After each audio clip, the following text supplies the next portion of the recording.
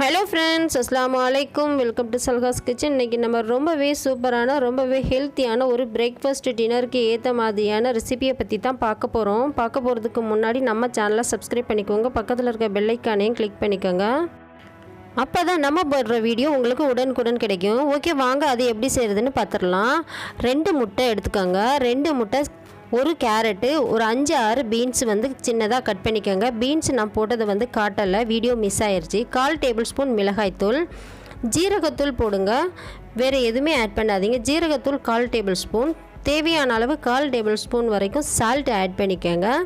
1 cup அளவுக்கு கோதுமை மாவை ஆட் பண்ணி நல்லா மிக்ஸ் பண்ணி விடுங்க. முதல்ல தண்ணி எதுவுமே ஊற்றாமல் நல்லா மிக்ஸ் பண்ணி விடணும். லாஸ்ட்டாக தான் நம்ம மிக்ஸ் பண்ணதுக்கப்புறமா தான் தண்ணி ஆட் பண்ணணும். இதை நல்லா மிக்ஸ் பண்ணி விட்டால் தான் முட்டை எல்லா இடத்துக்கும் படும். இல்லைன்னு சொன்னால் முட்டை திப்பி திப்பியாக நின்று டேஸ்ட்டு நல்லாவே இருக்காது. இதில் போட்டிருக்க எல்லாமே ரொம்பவே ஹெல்த்தியானது.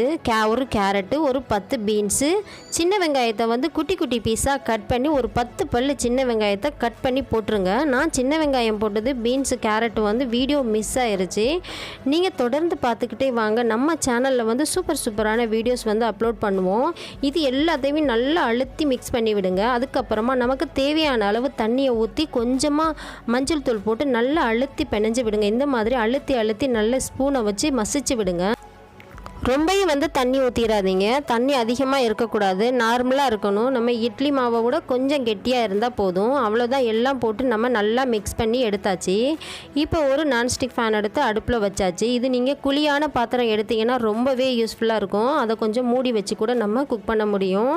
இதை நல்லா ஹீட் பண்ணதுக்கப்புறம் நீங்கள் பட்ரு போட்டால் கூட ரொம்பவே டேஸ்ட்டு நல்லாயிருக்கும், டிஃப்ரெண்ட்டாக இருக்கும். கொஞ்சமாக நான் ஆயில் போட்டிருக்கேன். ஆயில் போட்டுட்டு நம்ம குட்டி குட்டியாக கூட ஊற்றி எடுத்துக்கலாம். உங்களுக்கு விருப்பப்பட்டீங்கன்னா இதை ஆயில் வேண்டாம் அப்படின்னு நினைக்கிறவங்க ஒரு இட்லி பாத்திரத்தில் வச்சு நம்ம அவிச்சு கூட சாப்பிட்லாம்.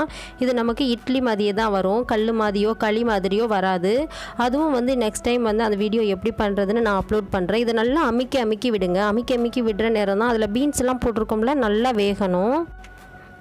பீன்ஸு கேரட் சீக்கிரமாகவே குக் ஆயிரும். பீன்ஸு வெங்காயமெல்லாம் நல்லா வேகணும். நல்லா முருகலாக வந்துச்சுன்னா டேஸ்ட்டு ரொம்பவே சூப்பராக இருக்கும். சும்மாவே சாப்பிட்றலாம். ஸ்நாக்ஸுக்கு கூட நீங்கள் இதை ட்ரை பண்ணி பார்க்கலாம். ஓகே ஃப்ரெண்ட்ஸ், இந்த வீடியோ கண்டிப்பாக உங்கள் எல்லாருக்கும் பிடிக்கும்னு நினைக்கிறேன். பிடிச்சிருந்தால் லைக் அண்ட் ஷேர் பண்ணுங்கள். முக்கியமாக நம்ம சல்காஸ் கிச்சன் சேனலை சூப்பரான வீடியோஸ் போடுவோம். தொடர்ந்து ஃபாலோ பண்ணிவிட்டு வாங்க. இதை செஞ்சு பார்த்துட்டு எப்படி இருந்துச்சுன்னு கமெண்ட் பாக்ஸில் கமெண்ட் பண்ண மறந்துடாதீங்க ஃப்ரெண்ட்ஸ். தேங்க்யூ ஃபார் வாட்சிங். பாய்.